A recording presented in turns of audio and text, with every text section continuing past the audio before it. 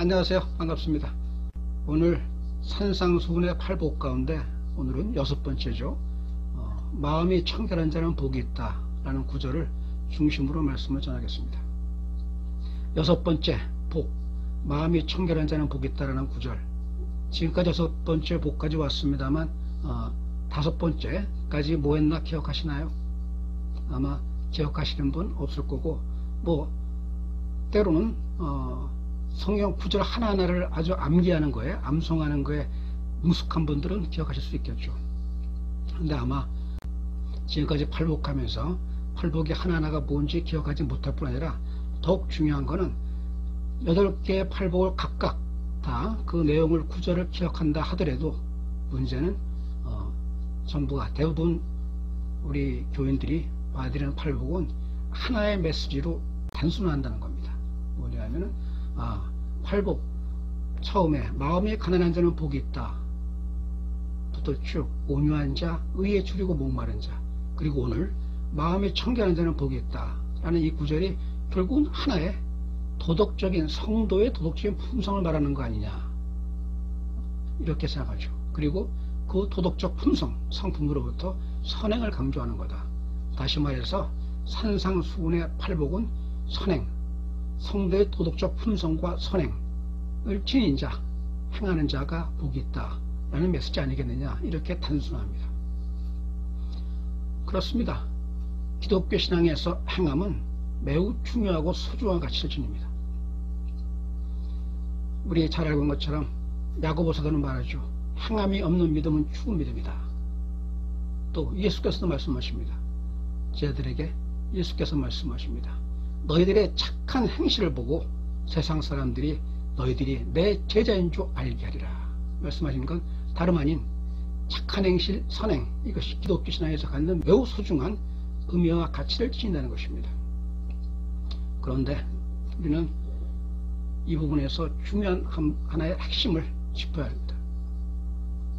선행의 가치, 선행의 그 의미, 그 소중한 가치와 의미를 부정하는 게 아니라, 만약에 이 팔복을 비롯해서 기독교 신앙에서 선행이 그것이 구원의 전제와 조건이라면 안타깝게도 여기 있는 여러분 그리고 저 모두를 포함해서 아무도 구원에 이르지 못한다는 것입니다.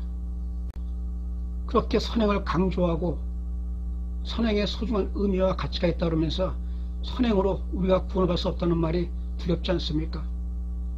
팔복만 해도 우리가 지금 보기에 전부 다 선행을 말하고 있는데 어떻게 선행에 대해서 이렇게 부정적인 메시지를 전하는 거에 두렵지 않습니까? 바울 사도는 말합니다. 율법의 의, 다시 말해서 하나님이 정하신 바 선행으로는 구원에 이를 자가 없다고 말씀하십니다. 루터는 말합니다.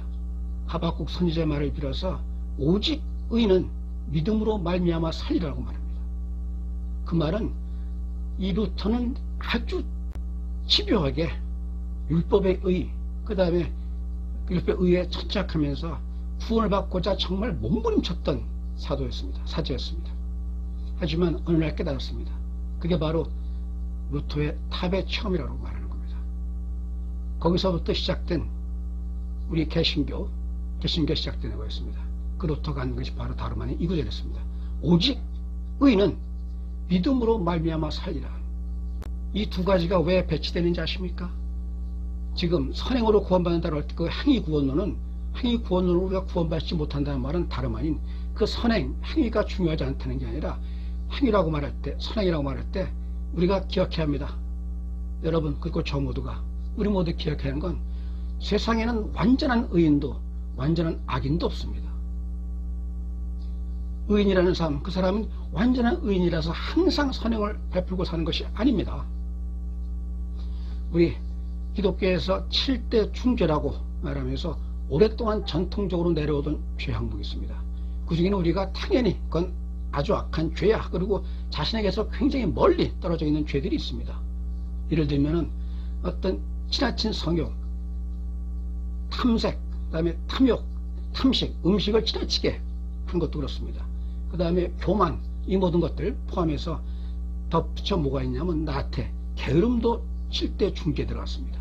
그 다음에 또 하나 분노, 마음에 있는 분노도 7대 중죄에 들어가서 매우 중요한 죄악이라고 정했습니다. 근데 여러분이나 저나 우리가 교만하지 않습니까? 여러분이나 저나 우리가 때로는 분노하지 않습니까? 그러면 분노에서 때로는 교만에서 나오는 우리의 행동이 선행일 수가 없지요. 그것이 단지 법적인 행동으로 뿐이 아니라 신앙의 관점, 그 잣대에서 볼 때 우리는 선행이 아닙니다. 그렇다면 선행으로 말미암아 구원에 이른다면 우리가 어떻게 감히 항상 언제 어느 순간에 어떤 장소에서도 그 선행을 베풀 수 있는 의인이라고 말할 수 있습니까? 율법의 의로 말미암아 구원을 받을 자가 없다는 말씀도 그 말입니다. 율법엔 613가지의 성문 조항, 글로 되어 있는 조항이 있어요. 이거는 잘할 수 있습니다. 가능하지 말라, 이건 잘 지킬 수 있어요. 또 어떠한 항목은 잘 지킬 수 있습니다. 그런데 613가지를 전부 다 지킬 수 있는 사람은 없는 겁니다. 이를 두고 성경에서 말합니다. 그 모든 것을 다 잘한다 한들 너희가 하나를 잘못하면 그것이 율법을 어긴 것이 아니냐. 중요한 메시지입니다. 선행으로 말미암아 우리가 구원을 받지 못한다는 것은 우리한테 어떤 절망과 우리한테 어떤 부정적인 인식을 심어주는 것이 아니라 선행, 행위로 말미암아 구원받는 게 아니라는 말은 다름 아닌 우리는 예수 그리스도를 믿음으로 말미암아 은혜로, 그분이 주시는 은혜로 구원받는다는 말입니다. 설령 내가 지금 죄에서 벗어나고 몸부림치다가도 보면 때로는 또다시 죄의 소랑에 갇혀서 어떤 때는 나도 모르는 사이에 또다시 마음에 탐심이 작용해서 등등 여러 가지 이유로 우리는 죄에 빠질 수 있는 게 우리입니다. 그리고 저입니다. 그럴 때 그 악행으로 말미암아 그 선행에서 벗어난 그 행동으로 말미암아 우리가 심판을 받는다면 우리가 심판에서 벗어나지 않을 사람이 누가 있겠습니까? 그때마다 우리를 지켜주시는 그분이 우리의 주 예수 그리스도입니다. 지금 산상수훈의 팔복에 대해서 우리는 이렇게 이 메시지가 성도의 도덕적 품성이며 그리고 그에 따른 선행이라고 이렇게 일반화 단순화하는 게 다름 아닌 독자의 문자를 그대로 읽고 해석하는 독자의 자의적인 해석입니다. 많은 사람들이 그런 말을 해요. 성경을 왜 이렇게 어렵게 읽느냐? 성경은 다들 각각의 사람들이 읽을 수 있는 언어로 되어 있지 않느냐? 어떻게 성경에 대해서 이런저런 심층의 의미가 있느니 표축의 의미가 있느냐라고 이렇게 구별하여 이렇게 분리하느냐? 라고 따져 물을 수 있습니다. 저도 성경을 특히 신천지, 이단 같은 경우처럼 성경을 비비틀어 갖고 비유로 해석하는 이런 등등의 이단 또는 지나치게 성경을 신학적으로 해석하는 어떤 관점 이런 것에 대해서 상당히 거리를 둡니다. 하지만 성경은 문자적으로 그대로 해석할 때 어떤 문제가 있냐면 읽는 독자마다 달라질 수가 있어요. 같은 구절을 놓고도 읽는 독자마다 달라질 수가 있습니다. 예를 들면 사랑이라는 말이 예수께서 말씀하셨던 아가페의 사랑은 철저하게 헌신적인 사랑입니다. 근데 부부간에 또는 젊은 남녀간의 그 사랑은 상당히 에로스적인 사랑을 많이 얘기해요. 또 심지어 프랑스 말로 faire l'amour라는 말은 l'amour라는 말이 사랑 아닙니까? 근데 faire라는 게 하다예요. 그럼 사랑하다가 돼야 되는데 걔들한테 faire l'amour라는 말 성적인 성관계를 말합니다. faire l'amour라는 말 자체가 또 어떤 때 그 사랑이라는 말은 각각의 맥락에서 달라집니다. 같은 단어인데도. 저는 성경 해석에 있어서 가장 기본적인 원칙이 있다고 누누이 강조해왔고 특히 우리 아르케 처치에서는 다름 아닌 성경 해석의 가장 기본적인 절대 원칙이 있어야 된다.